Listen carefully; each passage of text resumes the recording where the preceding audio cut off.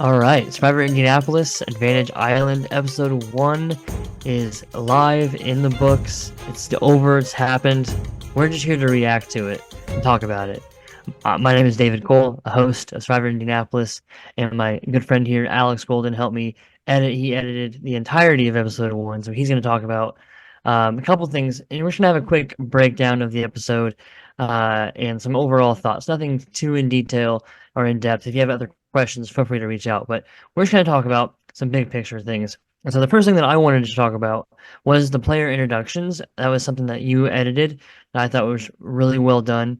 That gave us a nice little like, here's every single person in the cast. We put them on the tribes, and it's in the actual like edit of the in the actual end of the episode, you see a cut to every person and give a little blurb, but we did not really have that footage. So what did you do to splice that in there?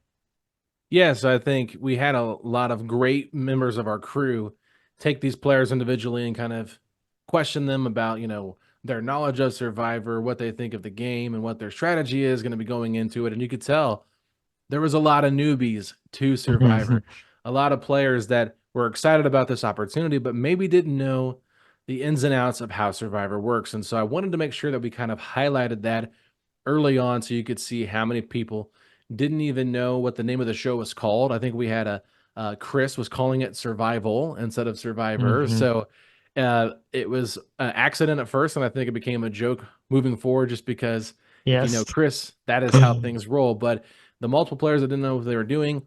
And then, I think it's always interesting when people do know a little bit about Survivor. You have Anna who says, you know what? I'm gonna find the idol. And so it's kind of a little bit of foreshadowing in this Yeah, episode because she was adamant, like she kind of had an idea of what was happening, and she had a chance to potentially find the idol in this episode. she had a chance. Before we get into all of that, let's talk about the challenge for a minute because that was Yeah. first. I thought, some behind the scenes, like sneak peek behind the curtain kind of thing. We've done this challenge in different forms before where we have people blindfolded. We've never done it before where we had them pair up like that. What did you think about that addition to the challenge? I think by pairing them up, it made it less chaotic because before, when we've seen in previous seasons, when you have just one person going out, you could send four or five. And when I played, I'm sending out four or five people at once. Hmm. And it can get really chaotic and maybe a bit dangerous because people are blindfolded. You can't tell everybody where to go. Yeah, They it's might be tough. running into people and touching people, that they Yeah, might not I want to touch and things like that. So I will just say this. I thought that it was a different dynamic. I like the dynamic of this having a blindfolded mhm. challenge once again, but changing it up by having them paired. And I think we can even talk on this for a minute. We had to make some changes too to the number of rounds we were going to have based on our cast and things like that. And so this was not supposed to be our Yes. first challenge originally. So doing this challenge first was something we were a little bit like, should we do it or should we not do it? But I think it worked out great for a first challenge because of how involved it gets everybody.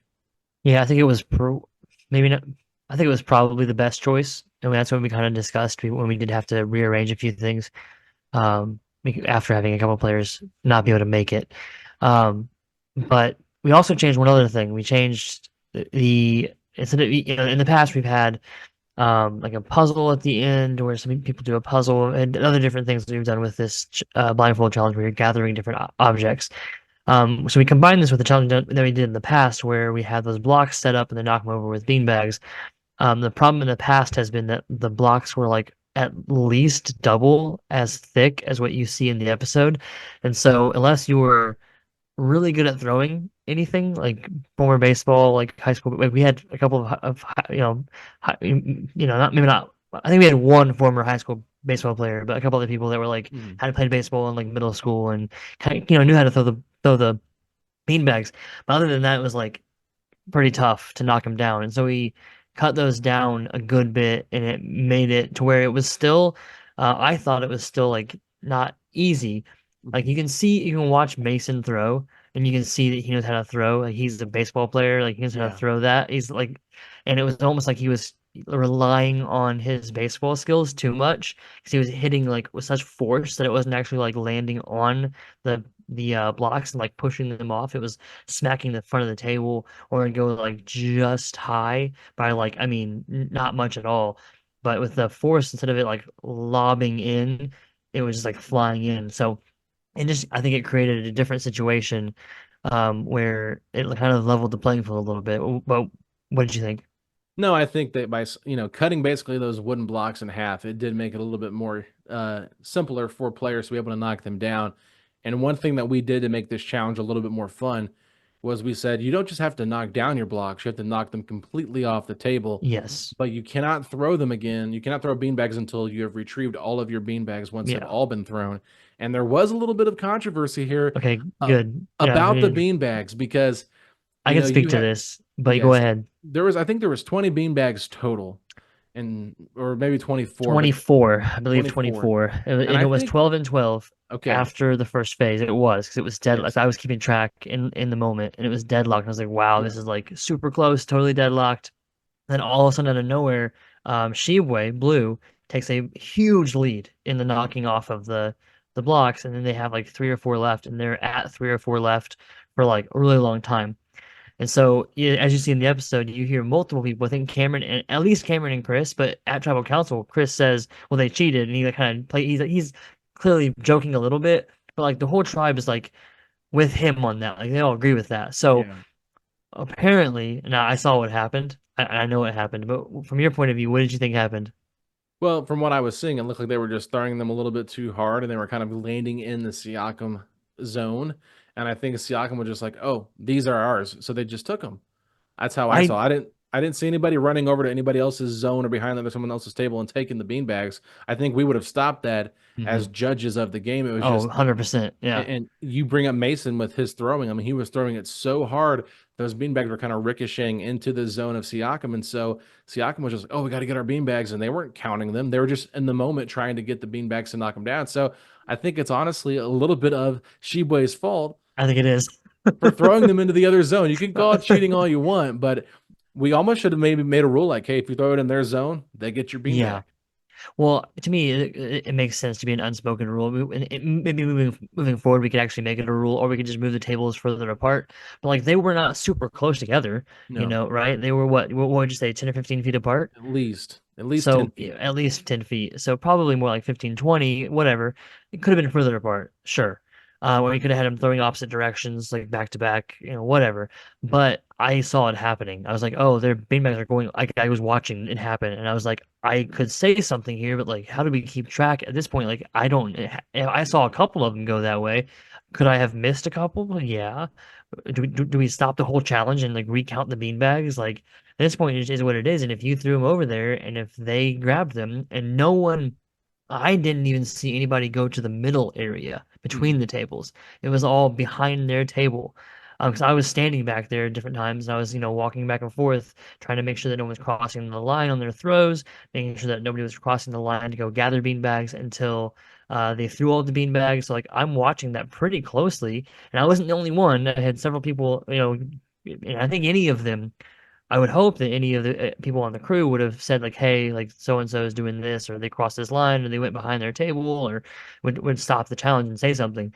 Mhm. Um, so yeah, I think it was just Sheboy's fault for throwing him behind Siakam's table, and it ended up helping. I think it may have cost them the challenge. Drew was really, really good, but they Yeah. were really behind.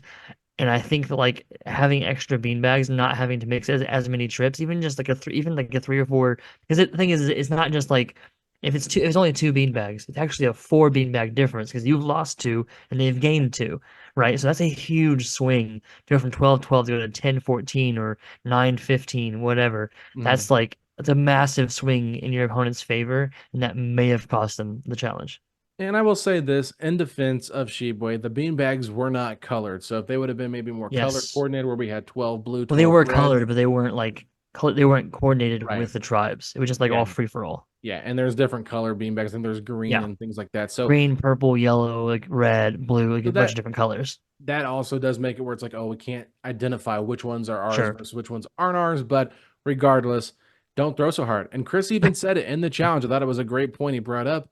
he looked at Mason and goes, "It's a toss, not a throw," Yeah. because you could see how Siakam there at the end started getting some momentum by just they threw it with a little force, but like Mason's like chucking these things like he's ready to throw somebody out trying to steal second base. Yeah. Whereas, Neil and Drew were kind of leading the charge for Siakam, just kind of Hmm. throwing it with some force, but not overly killing it, more trying to get the accuracy of knocking down the blocks instead of trying to sit there and just say, I'm gonna throw it as hard as I can. So it was definitely back and forth. It really felt like Sheboy was gonna win Hmm. when Siakam pulled it out. It was like a great come from behind story, and I thought that's a great way to start off a first challenge, and it really Yeah. showed how equal these tribes really were. Yeah, I definitely agree with that. Let's go ahead and move on to Advantage Island. I don't really want to talk about Advantage Island too much just yet as a concept because Yes. it's going to be a part of this season for most of the season. And I don't want to like spoil future episodes or spoil whatever by talking about our thoughts on it as a mechanic. But do you have any thoughts on the challenge outside of the foreshadowing that Anna had a shot to get an idol and she said, I want to get an idol in that opening Yeah. confessional? Yeah. So really, Anna had no control because Siakam Hmm. wins the challenge. They nominate Drew to go out there and represent them at Advantage Island, and then their reward for basically winning the tribal challenge is they get to pick Yeah, one player from the opposing tribe to go to Advantage Island as well. So I think that it was really interesting that Anna was the player they chose. for Not really sure. sure why they picked her over anybody else potentially out there, but they chose her to go out there, and her and Drew ended up having to compete in a challenge that was one that you really had to kind of put your knowledge to, and how like kind of like a logic puzzle, right? And so Yeah. it was one of those things where I wasn't sure. I know Drew a little bit more than Anna, and so I thought, okay, I know Drew's pretty smart. Um, Hmm. Anna obviously has the the will to go out there and win, and you could tell in this challenge, like she tried probably 3 or 4 times before Drew even tried once, Yeah, she and was really working hard to try to get yeah, it. she was a little bit too fast, I think, trying to figure out the right combination where I think Drew's, kind of tortoise versus the hare approach worked a little bit here for him because Hmm. he didn't let her pace kind of rattle him. But I Sure. thought it was a very fun challenge because I'm a numbers person. I like these logic puzzles as well. And so it's interesting to kind of like see, but when you're in the moment trying to do this versus just doing it not in the moment, it's totally different. So Sure. I thought there was a lot of intensity between the both of them, and I think even Drew missed it once. So it's He almost did, like yeah. he had like a couple numbers in mind, but he was like, okay, I missed that. Let me go switch this and try it again, and then he got it. So I Yeah. thought that was really cool, and we saw from Drew in his confessional that he ended up getting advantage, and that was an idol. And so Yeah. by getting the immunity idol, this is a lot of power now for Drew to put in his pocket, but it's a Hmm. lot of information too. So Sure. remind me, did Anna know that Drew got the idol?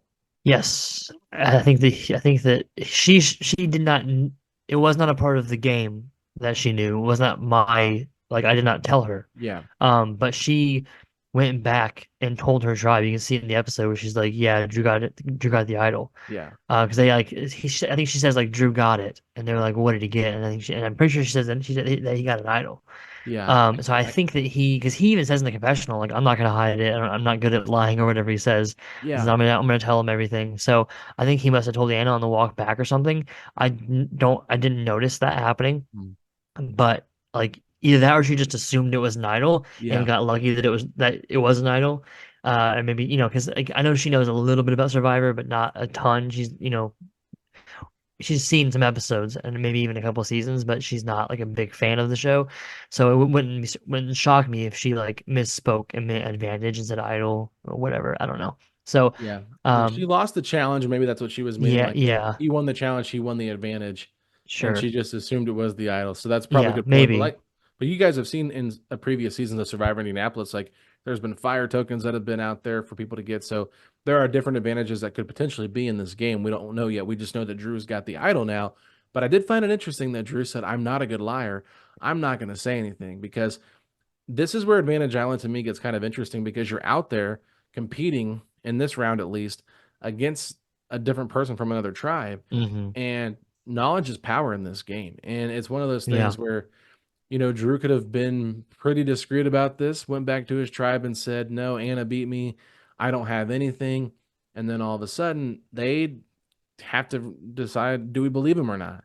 And he didn't really give him that chance to kind of Yeah. doubt him or believe him. He just kind of came out and said, I have it. And I think there might have been some doubt from people, like wondering what he really had, but he did show them. So I just think that by showing them, it maybe made him a little bit more of a target, but we have yet to see what that's going to be in future episodes. I just thought that when you have an idol in normal Survivor, and Drew's a Survivor fan, you don't usually show Yeah, he people. You is. might show one or two people that are in your alliance, but to show your entire tribe, it's pretty risky. And so I thought that was a Yeah. risky move by Drew.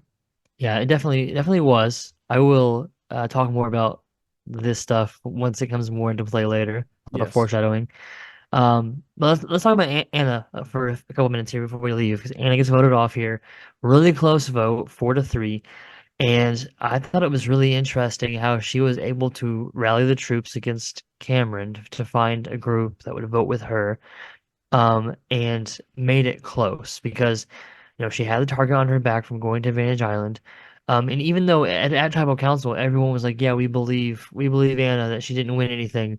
When I say, does anyone have any idols they want to play, or any idols and advantages, everyone looks at her, and then when she doesn't do anything, Sonya like pats her on the back, like, oh, you didn't lie. Yeah. Like, so like they say they believe her, but like there is always a little bit of doubt, right?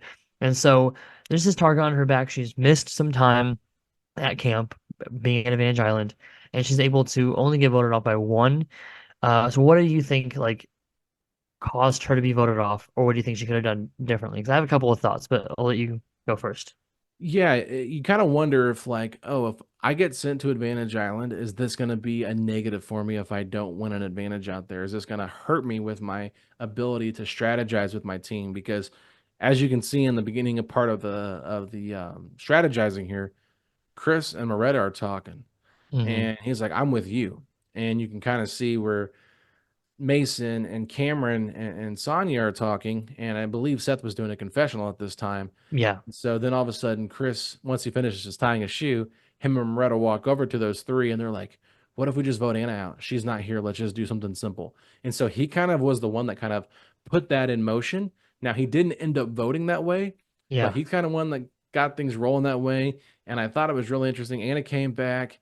She was given some information, but I felt like she was trying hard to strategize a little bit, but I think she was relying heavily on Moretta, in my opinion, to kind of like be that person to team up with her and kind of go yeah, against maybe what everybody else was saying. But it didn't seem like Chris, Moretta, or Anna really knew what direction Mason, Sonya, and Cameron were going. It felt like those were your three alliances there, and then Seth was kind of in the middle. yeah. Seth was definitely the swing vote here, which is funny because I think it's either next episode or at some point later. Chris talks in a future episode. Chris talks about this moment, and he calls Sonya the swing vote, and it was never her. She was always with Mason and Cameron. You can see that pretty clearly, watching it. Now, it's different when you're in the games. I'm not being critical of Yeah. Chris there. I'm just saying, watching it as an observer, you see, oh, they're like together over there. They're talking over there. You'll see them in future rounds talking together. So for Anna, though, I think that like the first big mistake she made, in my opinion, first of all, she had a target on her back, like I said previously. So to only get voted off 4-3 is, I think, shows that she has some skill and she did some work to not make it be a blowout. However, I think that coming back, and this is the kind of thing that could go either way. So clearly hindsight is 2020. Like, I have hindsight, she did not in the moment. She chose to come back and be like, I'm terrible at numbers, I'm not good at these puzzle kind of things, and so it was a puzzle kind of thing, and so I lost. And that, for Mason at least, was like the nail in the coffin. Because he kept going around to other people, and this is how he got Seth, was he was like, she said she's not good at puzzles, and she wasn't like super like, so what's she gonna be like, how's she gonna help us? So we should Hmm. get rid of her to help us win challenges. And so I think that like in some seasons with some different groups, and we'll see other players that do play, they do downplay their threat level and it works for them. But I think the first round, in a small game like ours, that's one day, 14 players. I don't think you can afford to lower your threat level on a losing team after the first challenge loss, and you've lost another challenge at Advantage Island, and then to try to downplay your threat level even more. I think that was just the wrong move, and I understand Mhm. the logic behind it, and I don't think it was like a terrible decision. I just think it ended up being the wrong move. I think she should have been like, man, Drew is incredible. Like Drew, because he had just beast moded that challenge. I mean, him Yeah. and Neil tried to put it all on Drew. Neil did a pretty dang good job too, Yes. but Drew just public display of like I'm a big huge threat here, winning this challenge, and she had a golden chance to just be like, he's a freak. Like he drilled it in like 2 minutes. He got it first try. Like just build him up, and she can even say like, I went and looked at the combination and I had the right combination, but he beat me. Like, just make up some story of like, Yeah. yeah, I almost had it, but he was there and like so quick, and just make him seem like a big threat, but that you're not weak and that you're not good enough. Like you could still do something. And if she had combined that with just talking to more people, like you can't just talk to. It looks like, and obviously we're there, but we're not like just standing around watching them talk. Like we're setting up the next challenges, we're tearing down other stuff, we're getting tribal council ready. Like we're moving around a lot. But from the footage of the video, from what I remember, I don't think she really tried much to talk to like that group of Cameron, Sonia, and Mason. Yeah. Maybe a little bit, but not enough, I don't think, to push the target off of herself, especially once she makes herself look like a weak, easy target. Which she wasn't. Like I would not say that she was like terrible at either one of the challenges. It just like I think she was just being honest when she said like I'm not good at these number kind of things, Mm. and that's honesty in this game can be a problem. So Yes. I think that Uh, she should have just been a little more social also. I think those are great points, and I think that you bring up Mason and in his confessional at Tribal Council when he's talking to the camera, he said, "This will make our tribe stronger." Yeah. And I think early on, that is the emphasis of Hmm. Survivor is to be tribe strong. And you heard Sonya say that she thinks she's a great team player when she was introducing herself as well. And so it was all about how does our team get better? And you bring up a great point. Anna did not do a good job of kind of promoting herself as a very good team player. It was more of a yeah, I'm for the team, but how am I going to help them win? And I'm not really showing what I can do. So that's a great point by you. And I think she only talked to Moretta. And I know Seth came over there at one point and kind of Yeah. strategized with them. And maybe Henderson came over and talked with them as well. But I was kind of surprised that she didn't try and rope Sonya in and kind of get a girls' alliance going too, since I Yeah. believe there were 4 guys on this tribe and 3 girls. It was interesting to kind of see how we had mixed genders working together and not Hmm. a guys versus girls thing, which has been Yeah. something we have seen happen before. Sure. But I will say this in this entire strategizing situation, you can kind of see there's only one player that really is kind of dictating what's going to happen, and that's Mason. Mason Yeah. is basically out there and he's talking with Seth. And I just think the way he roped Seth in right before the vote what was critical to how this Yeah. played out because he's like kind of on the same page. Like, I think it makes our tribe stronger. He's like, yeah, you're with me. Like he makes him sure that he makes him confirm with He him. makes him, yeah, You're with he me? makes him say Okay. something. And Yeah. then he says, Bo Anna. And he literally tells him what to do. Yeah. And Seth just kind of says, okay, it's not me. I'm happy Yeah. with it. And I think that kind of showed where Mason was kind of the ringleader. And he Hmm. had the numbers at this point because he has 4 versus the 3. And I think this could be Hmm. something that helps him along in future episodes. I think that like he just appealed to logic. He's just like, we have the numbers if you're with us, and it's a vote that makes sense based off of what she has said herself. Like we just lost a challenge. She lost the next challenge and said she's not good at puzzles and good at numbers. Like it's just at some point it's just like was too logical of a appeal to Seth. And so it's like, okay, well here we go. So it definitely is a big move. Definitely like as long as he can keep that from being common knowledge that he's the ringleader, basically, then that's Mhm. a great play. So Yeah. we'll have to wait and see how that goes in the future. But And I will say one thing too, because we're talking about Anna here, and it's interesting mhm, because they're in, like you said, the vote ended up being 4 votes Anna, 3 yeah, votes Cameron.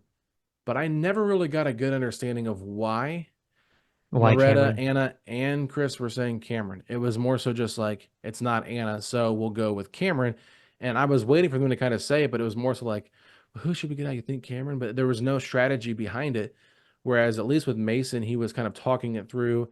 And Cameron, you could tell Cameron was pretty much just like happy to be in an alliance, and he was just like, I don't want to be voted out. And Yeah, I think he had the fear maybe of being voted out first early because he's the least athletic of the four guys on the tribe and sure. just didn't want to kind of drag his team down. But I think that getting in with Mason and kind of being his yes man a little bit Hmm. really is going to help him, get further in the game. But I wish I would have gotten more understanding of why Why they Cameron, picked Cameron. because even when you see in the confessionals, Chris just shrugs his shoulders when he writes Yeah, Cameron's name down. It's just like, I don't know Cameron, I guess. honestly, I don't know that they got on the same page.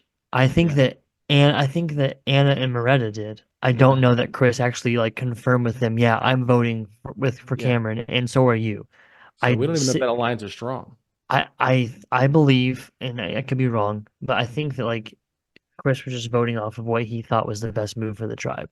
And I Yeah. know that like there's a couple of people that thought based off of the first because we'll see moving forward, but off the first round, there are people that viewed Cameron as not a liability, but like a weaker challenge performer. Um, and so they were again same argument Mason's making is like how can we make sure that we're a stronger tribe moving forward? Yeah. And you see that I mean that sounds like a really basic strategy, but you see it happen in the 40s all the time still in the real show. We're in the new era and we have people that are getting voted off based off of purely just challenge performances because there's these small tribes of 6 players on the new seasons. We Hmm. have we had 7, so it's not that different really. So it's Yeah. like okay, well we only have 7 people, and if we're gonna lose someone who's good at challenges, like because they're a big threat, like that's gonna make us come back here and vote again. So it Yeah. definitely makes sense at this point.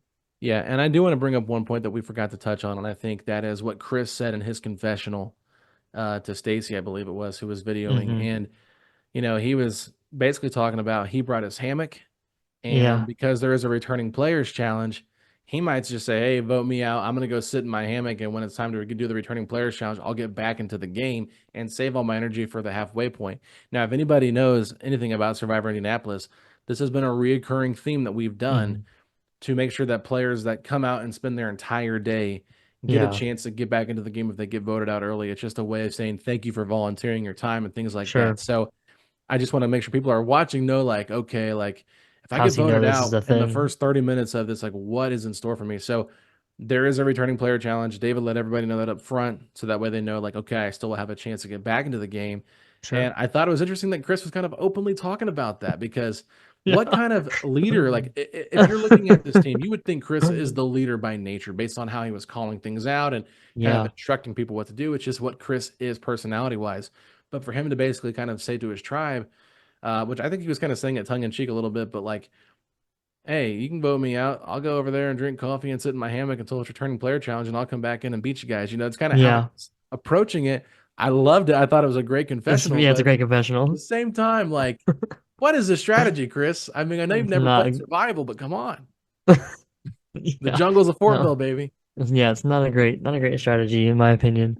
I mean, we'll get there when we get there, but okay, I think with that, we are ready to toss the conversation over to the listeners. Let us know comments, ask questions, leave, what were your thoughts on the episode, highlights, lowlights, confusions. Let us know what you think.